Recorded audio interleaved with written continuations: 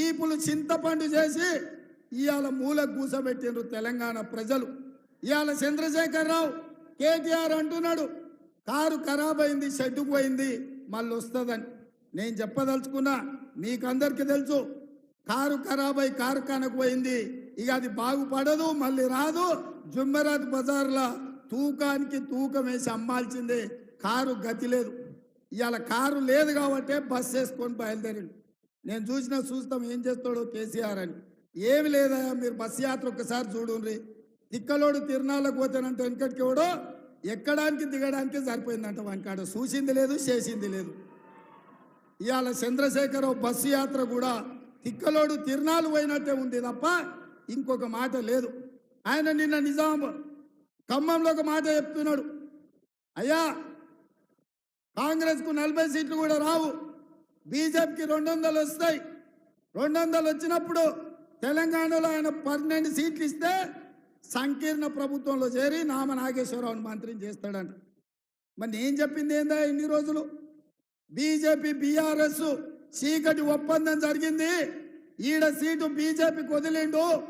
అదే విధంగా మహబూబ్ నగర్, చేవెళ్ళ, మల్కాజ్గిరి, భువనగిరి, జహీరాబాద్, కరీంనగర్ లాంటి సీట్లు బీజేపీ వాళ్లకు అంతర్గతంగా చీకటి ఒప్పందంతో గెలిపించాలి.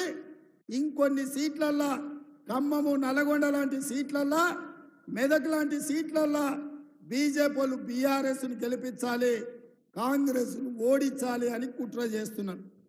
నేను ఇవాళ చంద్రశేఖరరావును అడగదలుచుకున్నా, మీడియా మిత్రులారా మీరు కూడా రాసుకోండి, ప్రధానంగా చూపించండి. కేసీఆర్ను ఇండియా కూటమిలోకి రానియం, కేసీఆర్ ఇంటి మీద కాకి మా ఇంటి మీద వాళ్తే ఒక్కటే దెబ్బకు తుపాకీ అని లేపి అవతలేస్తాం. కేసీఆర్ను కాదు, కేసీఆర్ ఇంటి మీద వాలిన కాకి మా కాంగ్రెస్ గోడ మీద వాళ్తే కూడా మా కార్యకర్తలు కాల్చి అవతల పడేస్తారు. మా దగ్గరికే రానియం.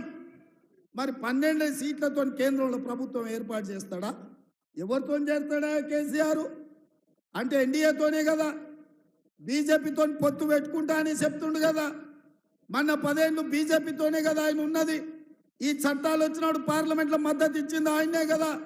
నరేంద్ర మోడీని పిలిపించి మాకు నిధులేమొద్దు, నీ ప్రేమ ఉంటే చాలు, నీ ప్రేమలో అమరుణ్ణి అయిపోతా నేనని చెప్పింది చంద్రశేఖరరావు కాదా? గజ్వేల్లో మిషన్ భగీరథ ప్రారంభించినప్పుడు చంద్రశేఖరరావు చెప్పింది ఇదే కాదా? మాకు నిధులొద్దు, నీ ప్రేమ ఉంటే చాలు అని.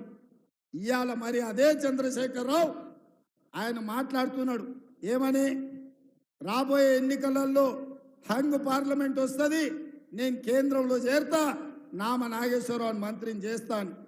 ఇంత స్పష్టంగా బీజేపీతో ఒప్పందం చేసుకొని బీజేపీ బీఆర్ఎస్ వ్యూహాత్మకంగా ఒకరి మీద ఒకరు పోటీ చేసినట్టే చేసి ఏనకంగా ఒప్పందంతో కాంగ్రెస్ మీద కుట్ర చేస్తారు.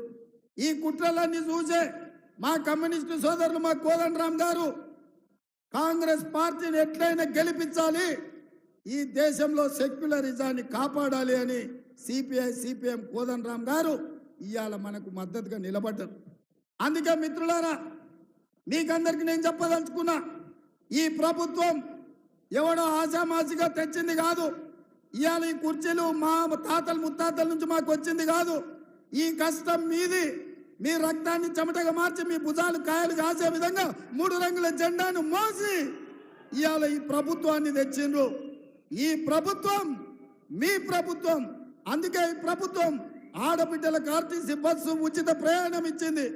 అందుకే మీ ప్రభుత్వం ఆరోగ్యశ్రీలో 10 లక్షల రూపాయలు పేదవాళ్లకు ఉచితంగా ఇచ్చింది. అందుకే మీ ప్రభుత్వం ఆడబిడ్డలకు 500 రూపాయలకే సిలిండర్ ఇచ్చింది. అందుకే మీ ప్రభుత్వం ఆడబిడ్డలకు 500 రూపాయల సిలిండరే కాదు, 4,50,000 ఇందిరమ్మ ఇల్లు, 22,500 కోట్లతోని పేదోళ్ళకి ఇల్లు ఇచ్చింది. అందుకే ఈ ప్రభుత్వం ప్రతి పేదవాడి ఇంట్లో వెలుగులు చూడాలి, పేదవాడి కళ్ళల్లో ఆనందం చూడాలి అని 200 యూనిట్లు ఉచితంగా ఈ ప్రభుత్వం మీకు ఉచిత కరెంట్ ఇచ్చింది. తెలంగాణ ఉద్యమమే నియామకాలు.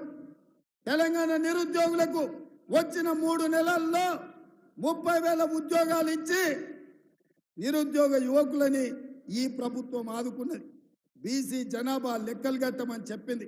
ఇట్లా చెప్పుకుంటూ పోతే 100 రోజుల్లో బ్రహ్మాండమైన పథకాలు చేసి ఈరోజు తెలంగాణ సమాజంలో ఒక మంచి పేరు తెచ్చుకున్నది. రైతు రుణమాఫీ గురించి మాట్లాడినరు.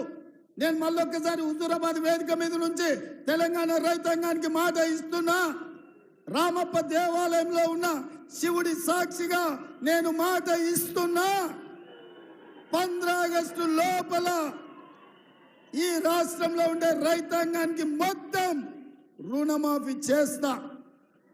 మీకు రుణపడి ఉన్నది మా ప్రభుత్వం. మీ రుణం తీర్చుకున్న బాధ్యత ఈ ప్రభుత్వాది. అందుకే 15 ఆగస్టు లోపల ప్రతి కార్యకర్తకు నేను చెప్తున్నా, తండాలలో, గూడాలలో, మారుమూల పల్లెల్లో ప్రతి ఇంటికి పోండి, ప్రతి తలుపు తట్టండి, ప్రతి గుండెకు చేరండి, ప్రతి రైతుకు చెప్పండి 15 ఆగస్టు లోపల మా రేవంత్ అన్న మీ రైతు రుణమాఫీ చేస్తాడని చెప్పండి. లేకపోతే ఈ ప్రభుత్వం